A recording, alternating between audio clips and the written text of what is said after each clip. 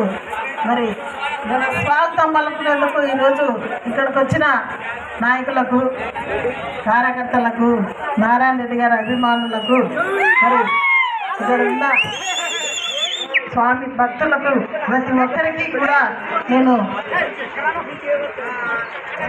అలాగే మరి వేదికపైనటువంటి కన్వీనర్ ప్రదీప్ రెడ్డి గారు ఉన్నప్పటి నుంచి కూడా అప్పటి కూడా మరి ఎంతో సామరస్యంగా ఎంతో మరి ఎక్కడ కూడా ఫ్యాక్షన్ లేకుండా చేయాలని ఒకే ఒక ఉద్దేశంతో గ్రామాన్ని ప్రత్యేకంగా శ్రద్ధ తీసుకొని ఈ గ్రామానికి మరి ఏంటిది ఫ్యాక్షన్ రూపొందించాలి, ఫ్యాక్షన్ ఉండకూడదనే దానిపైన ఈ గ్రామానికి ఎన్నో సేవలు చేశారు. ఎంతో మంది పోగొట్టుకొని వాళ్ళతో పాటుగా నేను కూడా, మా అత్త కూడా మా మామను పోగొట్టుకొని ఆ బాధ ఏందో చూస్తుంది.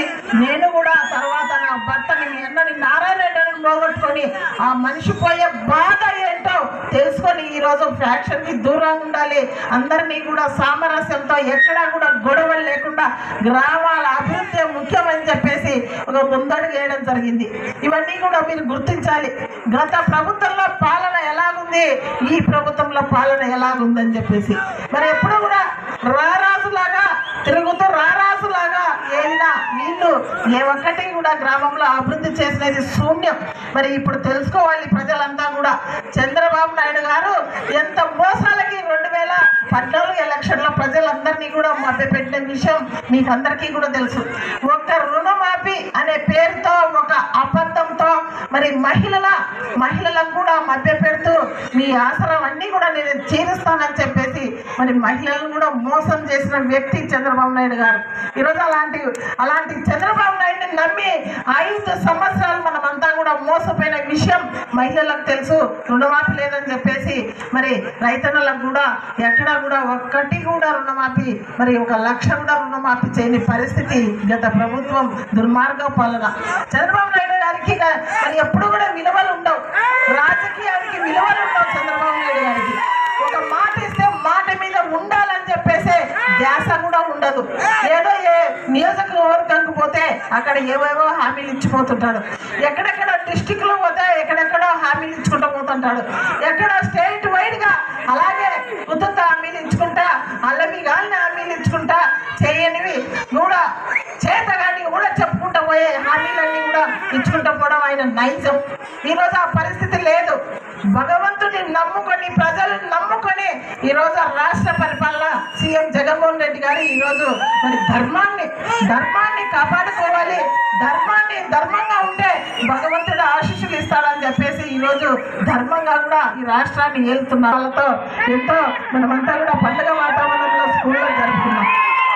పైన పండుగలో పిల్లల్ని చూస్తే ఎంత ఎదిగిపోయారో 5 సంవత్సరాలకి. ఆ డ్యాన్సులేమి, ఆ కథ ఏమి, ఆ సుందరమైన స్కూళ్ళను చూస్తే మార్పు అనేది గమనిస్తుంది మనకంతా కూడా. ఆ మార్పు అనేది స్కూల్లో మార్పు జగనన్న పెద్ద చదువుల విప్లవం తీసుకొచ్చాడని చెప్పేసి ఈరోజు తెలియజేస్తున్నా. ఇక్కడ ఒక అభయం ఇచ్చిన అన్న మన జగనన్న. ఈ పిల్లల్ని ఇంగ్లీష్ మీడియంలో చదివించుకోండి, ఊర్లలో మరి పై చదువులకు పంపిస్తే నేనంతా కూడా వసతికి వాళ్ళకు ఉండడానికి కూడా డబ్బులు వేస్తానని చెప్పిన అన్న మన జగనన్న. మరి గతంలో మరి ఫీజు రియంబర్స్మెంట్ అన్నీ కూడా రాజశేఖర రెడ్డి గారు ఉన్నప్పుడు బీటెక్లు చదివారు, మరి అందరూ కూడా డాక్టర్లు అయ్యారు. మళ్ళా కూడా చంద్రబాబు వచ్చాక ఏ పేద పిల్లవాడు కూడా చదువు కాదు కదా ఎల్కేజీ కూడా చదివిన పరిస్థితి లేదు. ఎందుకంటే ఆయన పెద్ద వాళ్ళకే పట్టం కడతాడు.